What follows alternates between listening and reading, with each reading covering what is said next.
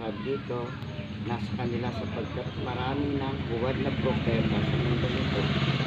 Doon na, sa ibang religion, sa ibang propeta, mga antay. Minsan naliling lang, minsan naman antay. Pagka pinakinggan mo lahat ng reliyon eh, Oo. malilito ka eh. Hindi Pero nasa- kung ikay marunong manimbang, Ito magturi. ba, ang salita ng Panginoon ang adino ko yan. Di ba sabi ko nga kanina, ang ayaw ko yung iglesia ni Cristo sa Romano. Pero ako nagising ako sa Romano. Eh, dahil naman ko Kaya, tayo din kanya lang, dito sa Romano, okay na, naniniwala naman ako sa Romano. Kanya lang, yung mga gumaganap, tulad ng mga pare, mga doon ako din naniniwala.